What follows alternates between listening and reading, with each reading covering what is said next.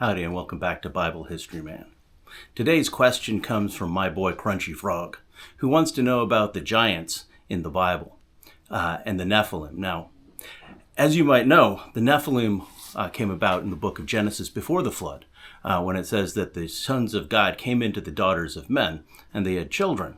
And so the Nephilim are the giants from a pre-flood period. But of course, the question is if all flesh died except for Noah, his sons and their wives, how did the Nephilim make it so that there could be a Goliath of Gath in the early first millennium BC for David to fight with? And so he was curious about that. So let's take a look at the scriptures and see what they have to say. The first mention we're going to get of giants after the flood narrative is going to be in Numbers chapter 13.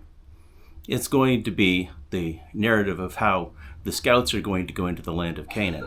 Now bear in mind, this is the generation that saw all of God's wonders as he brought them out of the land of Egypt.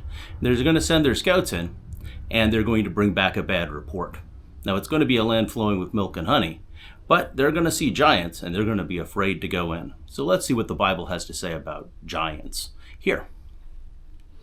In Numbers chapter 13, in verse 21, it says, "So they went up and spied out the land from the wildernesses of Zin as far as Rehob at Labo-Hamath. And they had gone up into the Negev and came to Hebron, where Ahiman, Sheshai, and Talmai, the descendants of Anak, were. Now Hebron was built 7 years before Zoan in Egypt." So it talks about there are descendants of Anak.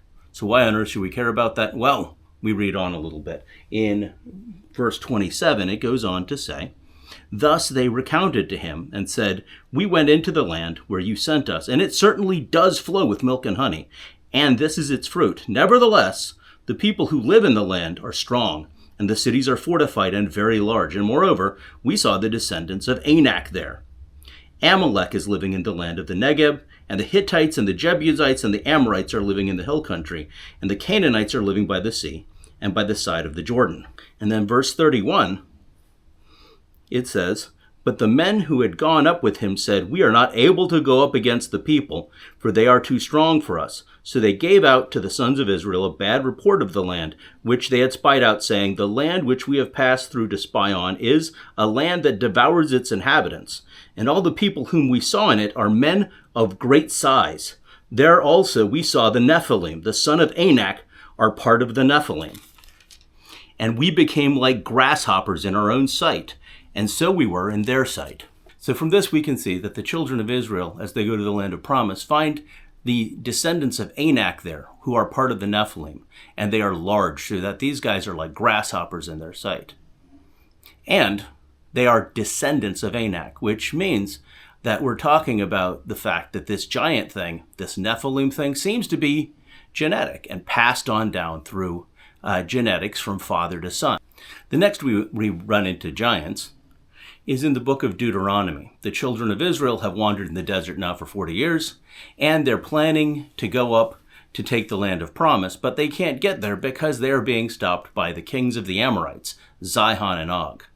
Now, this would interest us much less as we talk about giants, except for the fact that Og, he seems to be a giant too. Let's see what the Bible has to say about him.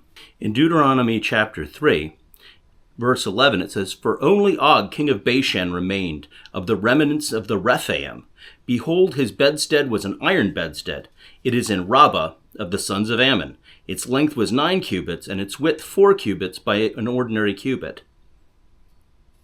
And so it's talking about this guy Og being a giant. And you can see that clearly when you look at Deuteronomy chapter 2, verse 10, where it says, "The Emim lived there formerly, a people as great, numerous, and tall as the Anakim. Like the Anakim, they are also regarded as Rephaim, but the Moabites called them Emim." So you can see the land of Canaan seems to have a number of giants in it, both amongst the people that they're facing and also with Og, king of Bashan. And we find out that this seems to be something genetic.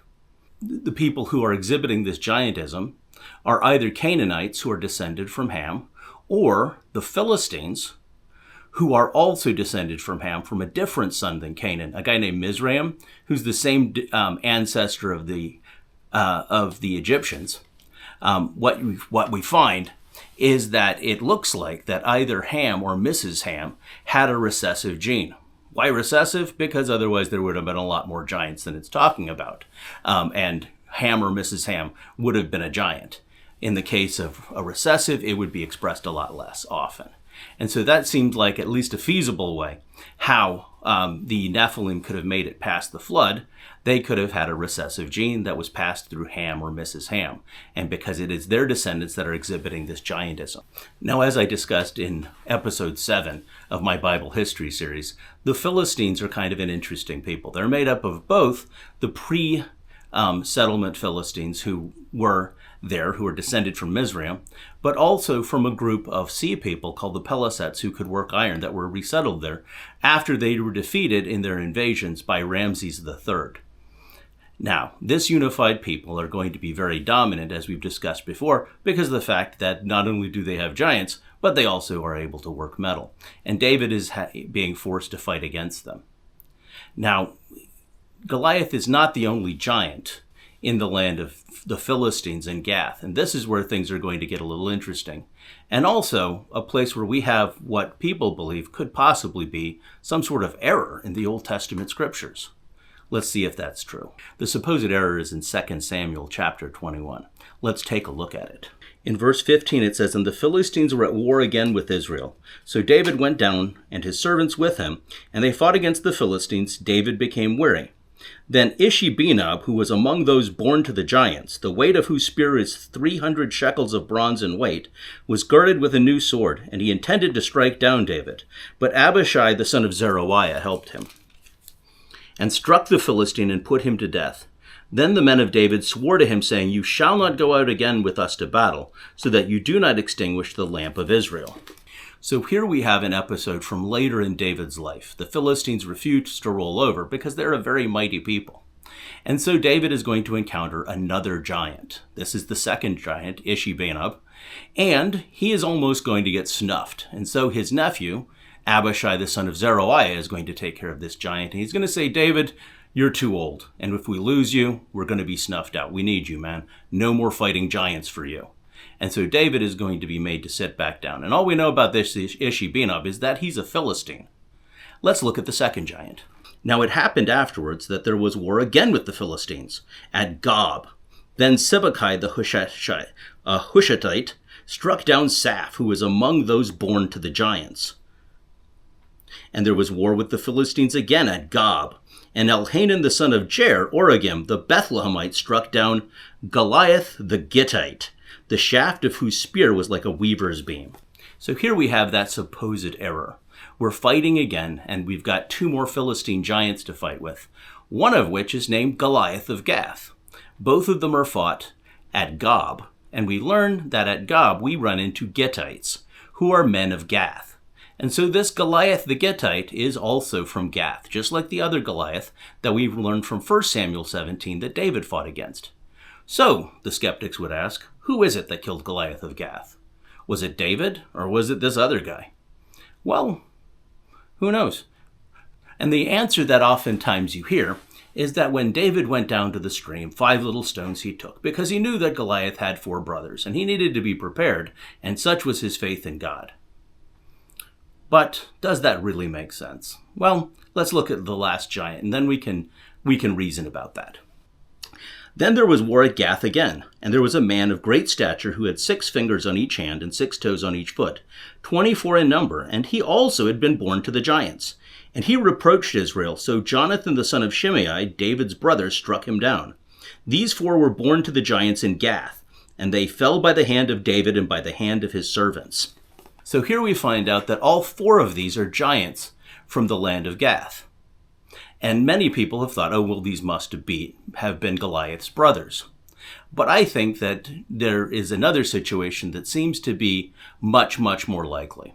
Let me take you back to the original story with David talking to King Saul after he's shown up and he hears that Goliath is mocking the land of Israel. And I want you to bear in mind that this is much earlier in David's life. He's but a youth at this point, and Saul is very concerned for him. Then the words which David spoke were heard, and they told them to Saul, and he sent for him. And David said to Saul, "Let no man's heart fail on account of him. Your servant will go and fight with the Philistine." Then Saul said to David, "You are not able to go against the Philistine to fight with him, for you are but a youth, while he has been a warrior from his youth." Now, not only is David a youth in this case, and very likely to fall in battle, and not experienced in battle, but Saul, instead of saying he's a 9-foot giant and he's going to crush you like a bug, instead he feels it's more important to say that this Goliath has been a warrior from his youth. And that means a lot more the older that Goliath of Gath happens to be. I would say that it seems much, much more likely that since this is from early in David's career, he's going to be fighting against a veteran named Goliath of Gath. And while it seems very unlikely that anyone decided to name 2 of their sons Goliath, and then, just in case some, Israelite comes along and kills the first one, it's very likely that a man like Goliath might name his son after himself. And he might have 4 sons living in Gath. And David is going to rule his kingdom and become an older man, and these 4 sons are going to grow up and be prepared for battle against the children of Israel. And that seems to make a great deal of sense. Both why there is a Goliath of Gath there to be slain by another guy from Bethlehem. Also, looking at the passage, you see that he has his daddy's spear. It's just like a weaver's beam. Well, that's another one of my episodes. Thank you so much for watching the whole way. If you have any questions, please leave them in the comments below. I love to answer questions. And if you're interested in it, I would love to talk about it. Also, if you have any other ideas about things that I could tell you about biblical history, I'm always open to suggestions, because it's what you want to hear that I would like to talk about. Now, if you like biblical history, like I like biblical history, or even a fraction as much as I like biblical history, I have a book out called A Helpful Handbook of Hebrew History. And it's available on WisePath Books or Amazon.com, and the links are in the comments below. Now, I would recommend that you would read a book instead of listening to videos all the time, because as an educator, I know it's much better for your brain, especially if you're not an adult yet. If you're still a youth, your brain is better if you read. So I would recommend that you read that book.